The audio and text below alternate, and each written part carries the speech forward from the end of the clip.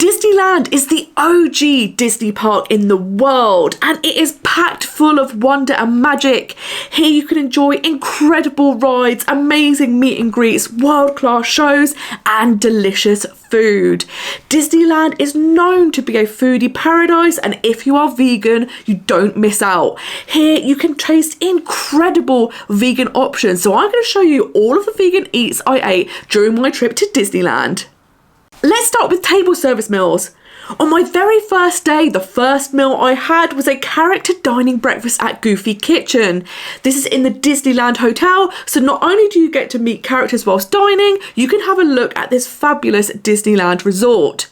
Before you go in for your meal, you get to meet Goofy in his kitchen, and there is a Disney PhotoPass photographer there waiting to take your photograph for you, and of course you can take photographs on your own devices as well. Thank you so much.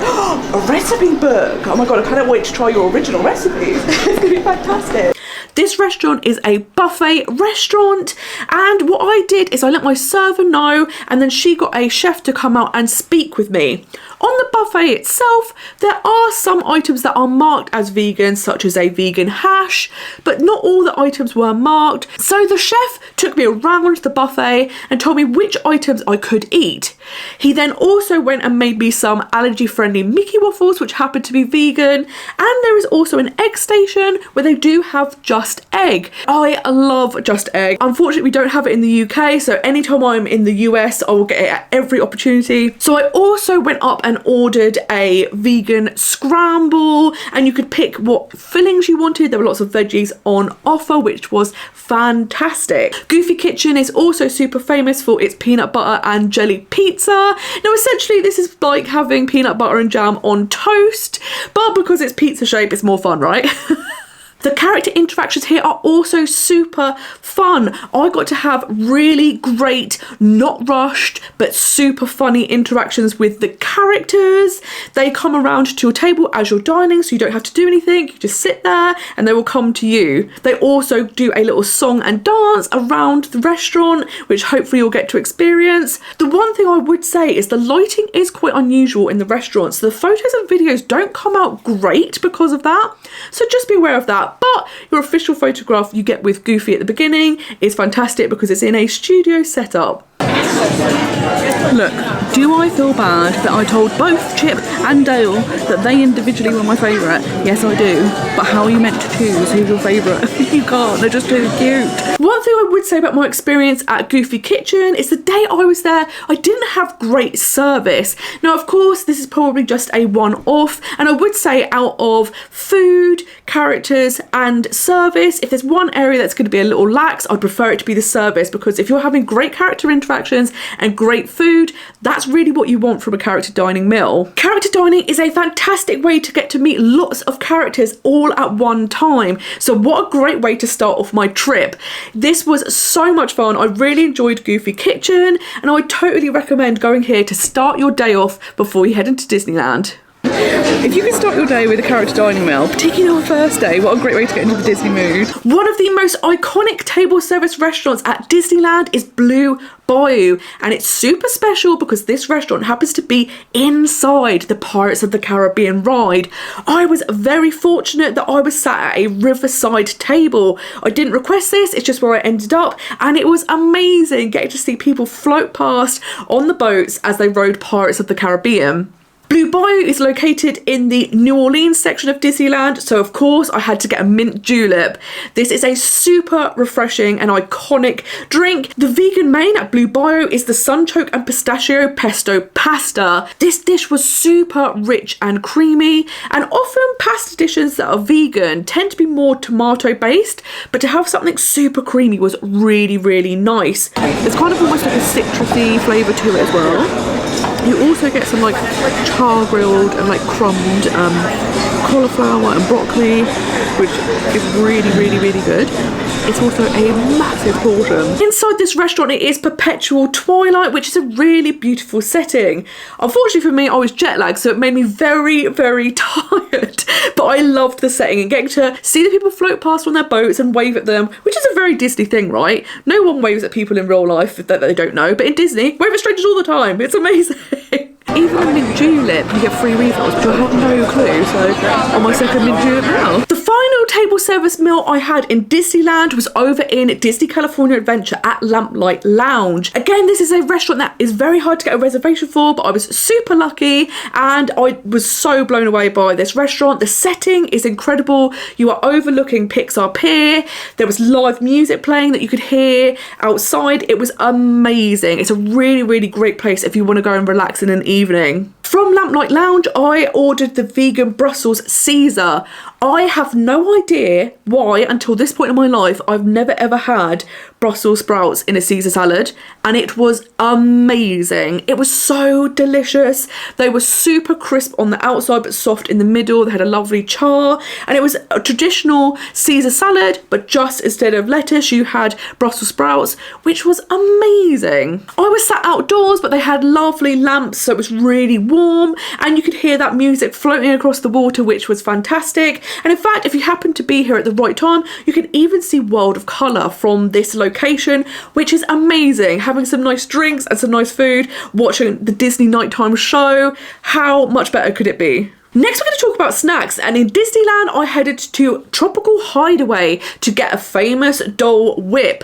Here you can get the Chile Mango Dole Whip, and it was delicious. This sweet treat is a mixture of pineapple and mango Dole Whip that is swirled together. You also get chamoy, you get dried mango, a chili lime seasoning, and tahini. I'm really excited to try it. I've never had anything like this before, so let's see.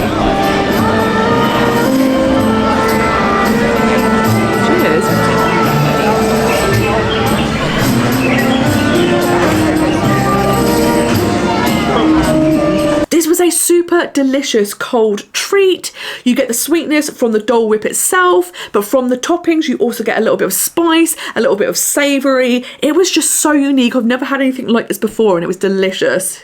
This felt like such a unique snack option. Of course you can get Dole Whip in Disney World, but this felt very much like a California treat, which was amazing. It's also a really beautiful setting right next to Jungle Cruise, and it was a great place to go and relax. Another cold treat I got was the vegan ice cream from Salt and Straw from Downtown Disney. I forgot that in America the portions are very generous. I would say this is like almost like a tub of ice cream. It's way too much. Salt and Straw typically has 3 vegan flavours on the menu all the time, and then they also have seasonal flavours where they will have at least 1 vegan option. So I went for one of the traditional scoops and one of the seasonal scoops.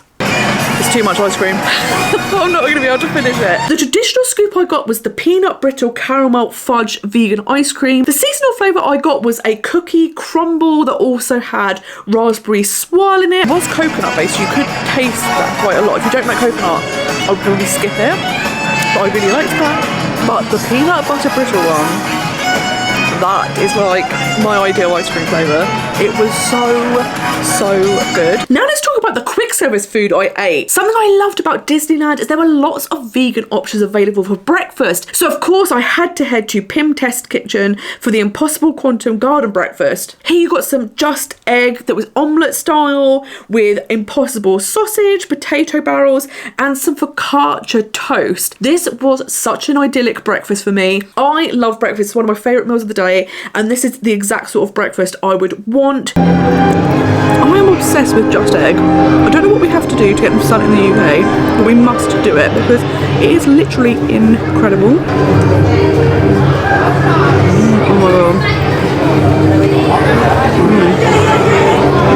Everything was delicious. This was such a good breakfast. Everything is impeccable. So if you're looking for a great way to fuel up, make sure you come here because this cannot be missed. Another breakfast option for vegans in Avengers Campus can be found at Shawarma Palace. Here they only have 1 breakfast option and it is vegan, which is fantastic. So anyone wanting to try the breakfast from this stall is going to be tasting delicious vegan food. Here you can find the Impossible Breakfast Shawarm Up.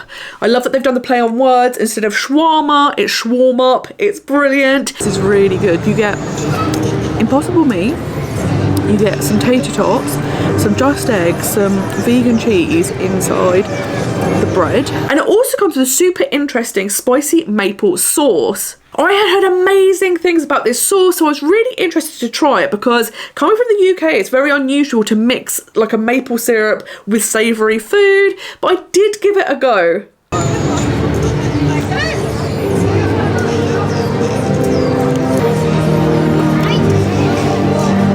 The sauce is essentially kind of like a lightly spiced maple syrup. The sauce in itself is very nice. I have no idea, I don't think it goes with this sort of savoury food. Maybe I should try it more.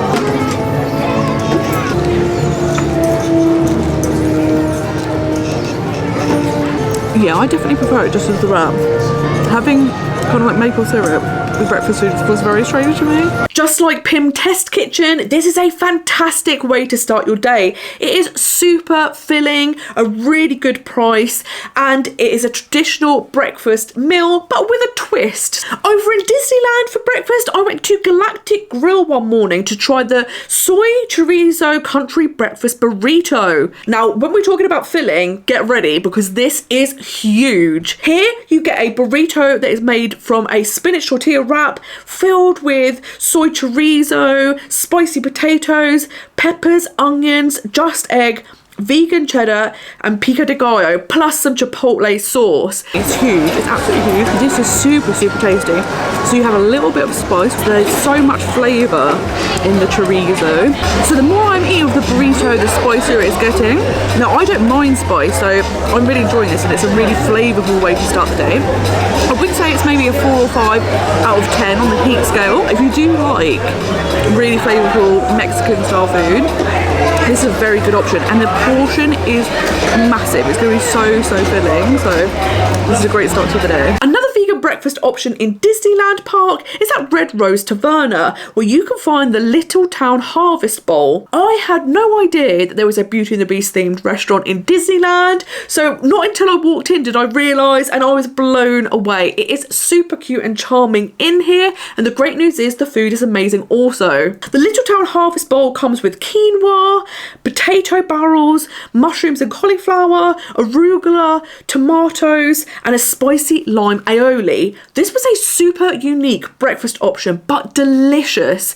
I could not get over again how much flavour this packed in, and this is something Disneyland do really well. You're not going to come here and eat just typical theme park fare. You're going to get really flavourful, delicious, fresh vegan food. This is a really interesting dish, and I think that's really nice because they could just be like, oh, just give them anything that's vegan, like a fruit bowl or something, which is a fine breakfast, which is not very exciting.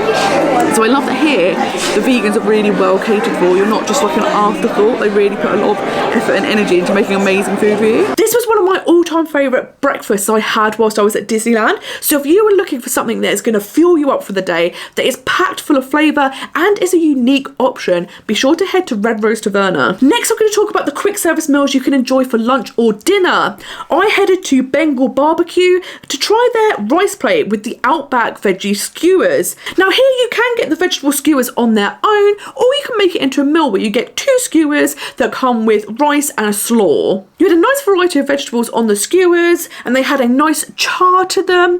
Some chunks were quite big, so weren't fully cooked through, which I didn't really love. I would have liked them to have been a little bit more cooked. And what I would say is this was one of the most expensive quick service meals I had, and I don't think it was worth the price. A great alternative is you could come here and just have the skewer on its own as a snack. It's much cheaper, and I think that's much better value than upgrading to the meal. This is probably my least favourite meal I had at Disneyland, just because it didn't really live up to the cost and some of the vegetables weren't fully cooked through, but it was really nice to have an option that was just all vegetables. Over in DCA, I headed to Lucky Fortune Cookery so I could try their yaki udon.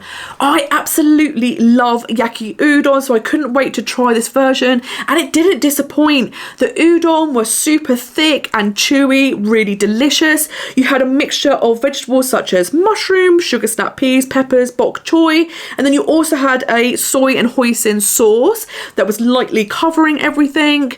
It was really good. I really liked that this was a nice, fresh, tasty option, packed full of veggies, and if you're looking for some Asian cuisine, it's definitely worth stopping by here. Because the food was so good in Pim Test's kitchen, I had to go back and try the Impossible Spoonful. This is a meatball made of impossible meat that also comes with pasta, a tomato sauce and some vegan cheddar. What I really love is the theming. Here you get a giant meatball plus a small meatball. You get big bits of pasta, small bits of pasta, and you even get a big fork and a baby fork, which was so fun. Guys, inside the giant meatball, tiny fork, normal fork, tiny fork. I can't go over this. This theming's amazing. If you're looking for pasta and meatballs, something that's hearty, something that feels familiar, something that's comforting, this is a really good option. A restaurant I was super excited to dine in was Tiana's Palace. I am a big Princess and the Frog fan, so I couldn't wait to come here. I did mobile order from this restaurant, but when I arrived, I did quickly take a look inside because I wanted to have a look at the decor, and there were so many amazing touches from the film. So if you do like Princess and the Frog, be sure to come in here so you can get some photographs. All of the seating is outside, under verandas or under trees, and it's a really beautiful setting over in New Orleans in Disneyland Park. Here the vegan option is the 7 Greens Gumbo. I was so excited to try this, and I have to say, on first bite, there wasn't a lot of flavour. I didn't know what I was supposed to be tasting. There was nothing really distinctly standing out. However, the more I ate this, the more the flavour came through, and I really enjoyed it. It is a little bit peppery, so it's not spicy per se, but it does have a pepper flavour. So if you're really super sensitive to spice, it may be something you want to skip over, but I really, really loved that this had so many vegetables. It felt super healthy whilst also being really flavourful and hearty. A dish that I simply could not miss is the Ronto-less garden wrap from Ronto Roasters. This has to be one of the most iconic vegan dishes in Disneyland, and people had actually said to me, if you don't eat this, don't even bother coming because you're going to miss out. And boy, does this live up to the hype. Not only was this my favourite thing I ate during my trip to Disneyland, this is the best thing I've eaten in any Disney park I've ever visited. That's amazing. That is incredible. It is packed full of so much flavour. The amount of flavour in this is next level. So not only is that the best thing I've eaten on this trip so far, that is the best thing I've ever eaten in a Disney park, full stop. That was incredible. The flavours are amazing. There's so much flavour. It's got a nice amount of spice to it. There was so much in it. It is absolutely delicious and you must get it. People aren't joking when they say you cannot miss out on this. The Ronto-less garden wrap is made with a plant-based sausage with kimchi slaw, pickled cucumber, gochujang spread inside a pita, and oh my gosh, it is bursting with flavour. My mouth is salivating just thinking about it. And I remember at the time being like, I need to order another one immediately. It's this good. They're not lying. It is literally incredible. Like, I can't go over it. It was delicious. A super cheap and cheerful meal that I had was from Award Wieners, where I got the plant-based Philly dog. This is a plant-based sausage that comes with mushrooms, peppers, onions and crema, and you also got some film strip fries. Again, this was really tasty, but it was also very cheap. It was just over $10, which is amazing value. And if you're looking for a hot dog, but it's a bit elevated because it has interesting toppings, this is a really good choice. Get my hand sanitizer. Looks messy, and I've got a white t-shirt on, so I'm going to put a little napkin moment. So as you can see, it's rather packed. It looks good. The bread feels grilled, which is nice. 7 minutes extra, 7 minutes. So I thought that was a really, really good meal. The plant-based sausage was really, really like a frankfurter. The toppings were nice. It was quite messy, so I'm glad I used the napkins. The filament fries were really, really good because they were like crisp on the outside, but because they were quite wide and thick, you had a nice amount of potato as well. This was less than $11, so I think that was a really, really good price for a meal. One of the best quick service meals I had at Disneyland was from Rancho del Zocalo, which was the cauliflower tacos. I had eaten at this restaurant 18 years before and the food was incredible then, so I was so excited to come back, and it did not disappoint. These cauliflower tacos were absolutely delicious. Again, packed full of flavour. The second you take a bite, the flavour bursts in your mouth's watering, you can't get enough. It is absolutely incredible. There is so much flavour in these tacos. You get the cauliflower, you also get like a slaw and a sauce. There's loads of really great citrus taste, there's a bit of spice. I would say probably a 4 out of 10 for spice. But my mouth is salivating because there is just so much flavour going on. These are literally incredible. I'm going to have to start doing my spice ratings at the end of the meal, not the beginning. Because this was actually quite spicy. I would say it was a 6 or 7 out of 10. But so flavourful, it was unreal. The tacos also come with refried beans and rice, which are both vegan. I know refried beans often do contain animal products, but here it is totally safe to eat, and they were delicious. At this restaurant, you can also get cinnamon crisps, which are accidentally vegan, and you have to get them. You cannot get a vegan churro in Disneyland, but these are so close to them that you have to come here to get this sweet treat. I ended up keeping these and eating them over the course of a few days, and they were absolutely delicious. They are handmade, they are sugary, cinnamon covered, and it is amazing. One other thing I wanted to talk about is the vegan options at the World of Colour dessert party. Now, it can be a worry when you book something like this of what will the options be? Will they cater for vegans? And I'm happy to report that they do. When I made my booking for the World of Colour dessert party, there is a box where you can mention any special requests or dietary requirements that you have. So I did do that, and I also reached out to the special diets team just to confirm. When I turned up, it was all perfect, it was completely seamless, and I got a whole plate full of vegan desserts. Here you got to enjoy 2 raw cheesecakes, one was chocolate and one was lemon. You also got a berry cobbler, a coconut chia pudding, and a dessert that was like a creme brulee but without the sugar topping. You also got some grapes, and you also get unlimited drinks such as teas, coffees, and soft drinks. And there are also adult cocktails you can choose from. It was so nice to get such a wide variety of vegan options. My 2 absolute favourites were the creme brulee type dessert, which was super creamy and vanilla-y, and it was just delicious, and the berry cobbler, which was unreal. So that is all the vegan food I managed to pack into my 6-day trip, and boy was it delicious. If you're a vegan heading to Disneyland, you're going to have so many amazing meals. So I hope this video has shown you what is on offer. If you'd like to see any of my videos about vegan food in the Disney parks around the world, check out the playlist at the end of this video. Thank you so much for watching, and until next time, I hope you have a most magical day. Bye bye.